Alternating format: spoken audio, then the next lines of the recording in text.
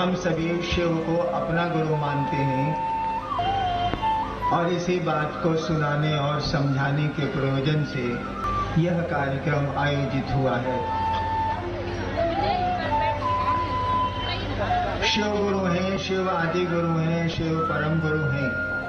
ये बात कोई नई नहीं है। ऐसा नहीं है कि हम लोग कह रहे हैं कि शिव गुरु हैं, शिव आज भी गुरु हैं, शिव जगत के गुरु हैं। हमारे शास्त्रों में हमारे साधुओं ने,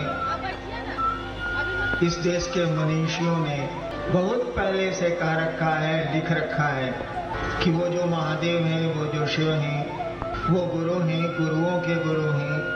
यहाँ तक कह डाला कि वो गुराधिपति हैं, गुरुओं के मालिक हैं, गुरुओं के राजा हैं। ये बात तो बड़ी पुरानी है कि शिव गुरु, लेकिन उनको अपना गुरु बनाने का सिलसिला नहीं शुरू हुआ। शिव को अपना गुरु बनाने की परंपरा, इसकी शुरुआत नहीं हुई।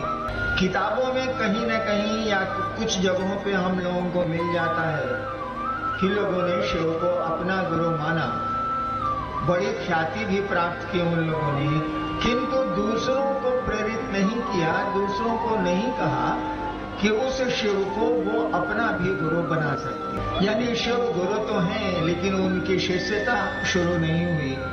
उनको लोगों ने, आम लोगों ने, जनमानस ने अपना गुरु नहीं माना। हम लोगों ने कहा कि जिस महादेव की पूजा आप कई हजार वर्षों से खानदान दर खानदान से करते चले आ रहे हैं, जिस महादेव की पूजा हमारे आपके परिवार में बड़े लंबे अरसे से चली आ रही है, उसको अपना गुरु बना के देखिए, वो गुरु है। उस शिव को अपना गुरु बनाया जा सकता है और बनाने में कोई मेहनत नहीं है,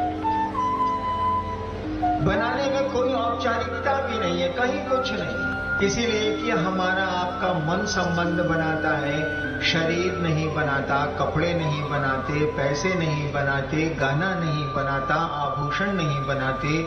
हमारा आपका कोई संबंध, वो बेटे से बने, पिता से बने, माँ से बने, मित्र से बने, हमारा आपका कोई संबंध जो बनता है वो मन से बनता है।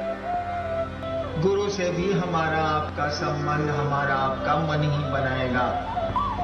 मैंने कई बार कहा कि आपका ये मन कौन सी चीज है? ये जो हम कहते हैं कि मन से संबंध बनता है, मन ही शिव होता है, मन ही शैतान होता है, शरीर तो होता नहीं। आखिर ये मन है क्या चीज जो शिव हो जाता है, जो शैतान हो जाता है, जो मित्र हो जाता है, जो दुश्मन हो जाता है, जो पिता हो जाता है, जो पुत्र हो जाता है? ये मन कुछ नहीं। मैंने पहले भी आप लोगों से कहा है कि ये मन विचार पैदा करने की एक मशीन है।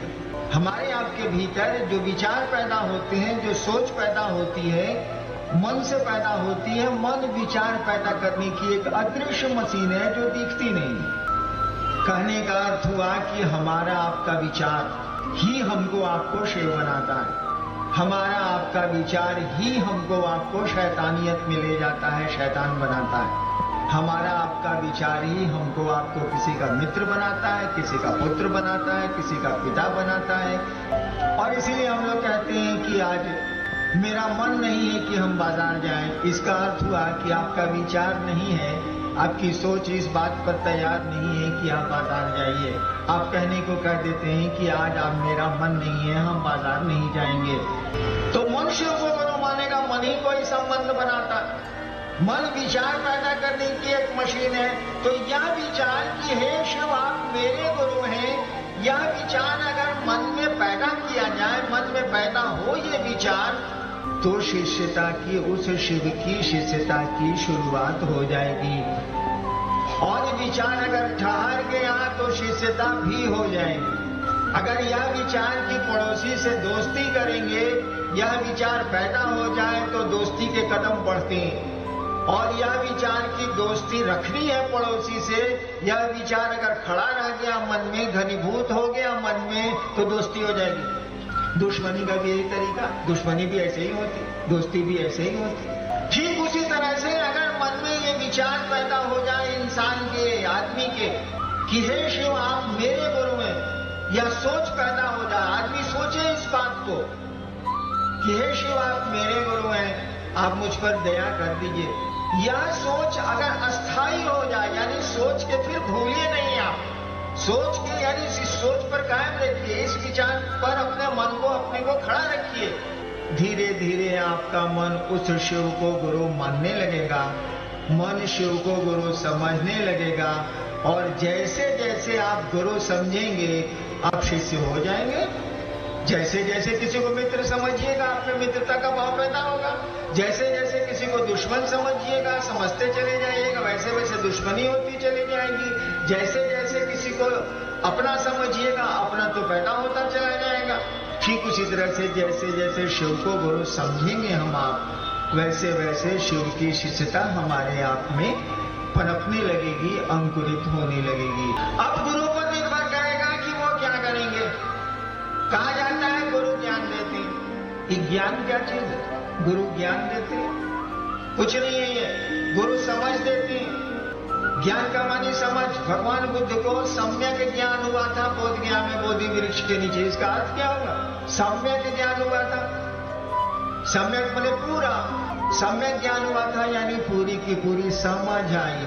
हमको आपको भी समझ आया, लेकिन बहुत चीज की समझ नहीं है। हम रांची आए हैं, कल शायद लौट जाए। कितना सामान लेके आए, न पलंग साथ लाए, न फ्रिज साथ लाए, न सोफा सेट साथ लाए, 2 कपड़ा रखा। 10 दिन से मैं बाहर हूँ, छत्तीसगढ़ से आ रहा हूँ, तो 10 दिन का सब कपड़े रखे 10 दिन के मैं चला आया, लौट जाऊंगा। देखिए समझ है मुझको, समझ है कि 12 दिन की यात्रा है, 12 दिन में कितने कपड़े लगेंगे, उतनी ही व्यवस्था करके मैं चला हूँ। सभी ऐसा ही करते हैं। समझ तो है, ज्ञान तो है, लेकिन ये ज्ञान नहीं है कि हरिनारायण जी अभी तो आप हैं, अगले क्षण रहिएगा कि नहीं रहिएगा, तब इतना बोझा काला इकट्ठा कर रहे हैं, तब इतना सामान इकट्ठा क्यों कर रहे हैं? रहना तो नहीं है। इतना कम सामान लेके रांची तो आप चले आए भाई जी, आई दुनिया में कितना दिन रहिएगा सो पता है कुछ? देखिए ये ज्ञान नहीं है, ये समझ नहीं है। सूचना है, सूचना और समझ में अंतर होता।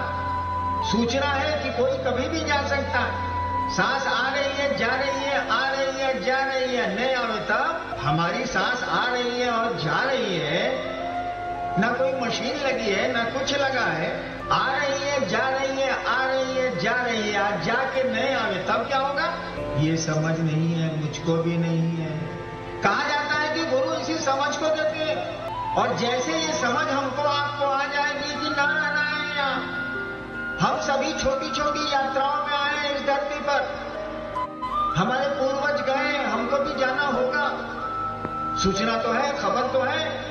ये समझ में जिस दिन बात आ जाएगी, जिंदगी की दौड़ में हाफना बंद कर दीजिएगा, हाय हाय कम हो जाएगा, भाग दौड़ कम हो जाएगी, मन थोड़ा शांत होने लगेगा कि रे बाबू यहाँ तो टूर में आए हैं, छोटी यात्रा में आए हैं, रहना है, कितना माथा काम खराब करें, चलो काम चला लेते हैं, काम चल जाए यही बहुत। गुरु इसी ज्ञान को देते हैं, इसी समझ को देते हैं, जिंदगी की हलचल कम हो जाएगी। ऐसा नहीं है कि मरने के बाद हम बैतरनी पार करेंगे, गुरु इस काम को करते हैं जी ना। गुरु जीने की कला सिखाते हैं, मरने के बाद क्या होगा ये कौन जानता है, कौन इसकी चिंता करता है, लेकिन जिंदा कैसे रहेंगे हम, मैंने जीवन हमारा सुखमय शांतिमय शिवमय कैसे होगा, गुरु इसकी कला सिखलाते हैं, इसकी समझ देते हैं। हम लोगों ने कहा कि उस शिव को गुरु बना के देखिए। हमारे शास्त्रों ने, हमारी किताबों ने, हमारे साधुओं ने गलत नहीं कहा है कि वो गुरु है। और आपको आश्चर्य होगा, मैंने जिस दिन शिव को गुरु माना था, भगवान समझ के माना था। आरा के गांगी स्मशान में रात के 2 बजे 1974 में मैंने शिव को गुरु माना था। मुझको पता नहीं था कि शिव गुरु होते, मैं जानता नहीं था। शिव को भगवान समझ के मैंने गुरु माना, और 8 वर्षों के बाद मैंने जाना कि दूसरे जानते हैं कि शिव गुरु है। मैं तो जानता ही नहीं था कि शिव गुरु है। मैंने भगवान समझा उनको, और भगवान समझ के उनको गुरु मान लिया। सोचा था कि गुरु भगवान होता है, तो ये भगवान गुरु काहे नहीं है। हमको ये पता नहीं था कि शिव गुरु होते हैं। मैंने न कहीं पढ़ा था, न मैंने सुना था, मैं कुछ नहीं जानता था। स्मशान की साधना कई वर्षों से कर रहा था। एक दिन मेरे मन में ख्याल आया कि गुरु भगवान होते हैं, तो ये भगवान गुरु काहे नहीं है। हमने सुना था कि भगवान शिव को कहते हैं, ईश्वर का नाम शिव है, शिव का नाम ईश्वर है। सुना था मैंने, समझा तो नहीं था, समझना कठिन है इस बात को, लेकिन सुना था मैंने और मैंने शिव को गुरु मान लिया। जो परिणाम 8 वर्षों में मैंने देखे, मुझको लगा कि ये तो गुरु है, ये तो गुरु का काम करते हैं। मुझको लगा कि शिव नाम के नहीं काम के गुरु है। और तब मैंने शुरू किया ये कहना कि भैया शिव को अपना गुरु मान के देखो, तुम्हारा लगता क्या है, तुम सोच भी नहीं सकते हो, इस सोचने में तुम्हारा क्या लगता है भाई। हम आप सोच भी नहीं सकते हैं कि हे शिव आप मेरे गुरु हैं। एक रिश्ते को बढ़ा लेना है, घटाना तो नहीं है। भगवान तो है ही, वो रहेंगे, उनसे तो दान मांगते ही है, संपत्ति मांगते ही है, सुख मांगते ही है। अरे ज्ञान क्यों नहीं मांग लेते? ज्ञान मांगिएगा तभी ना कोई चीज काम देगी, वो धन हो या संपत्ति हो या कुछ भी हो। हम लोगों ने कहा कि उस शिव से दान तो लेने की आदत हम लोगों की पड़ी हुई है, उस शिव से ज्ञान भी तो मांगिए। ज्ञान लेने के लिए शिष्य की मानसिकता में आना पड़ता है, सीखने की मानसिकता में आना पड़ता है।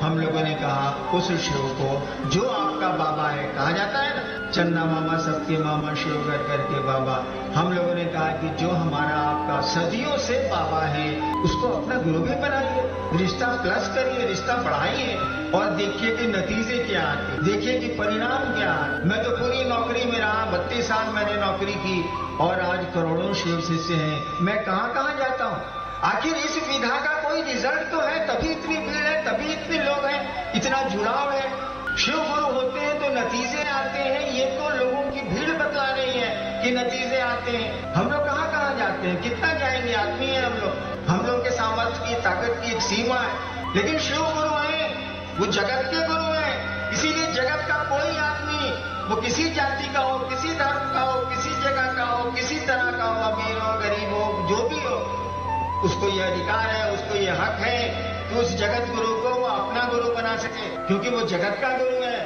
और आप जगत में रहते हैं, हम जगत के सारे लोगों को ये अधिकार है, किसी से पूछने की जरूरत नहीं है, किसी से किसी परमिशन की जरूरत नहीं है, कोई अनुमति की जरूरत नहीं है। हर एक आदमी शिव को अपना गुरु बना सकता है और बनाने का साधन उसके पास है, मन है उसके पास। इसी मन में इसी विचार को लाना है कि हे शिव आप मेरे गुरु हैं, मुझ पर दया कर दीजिए।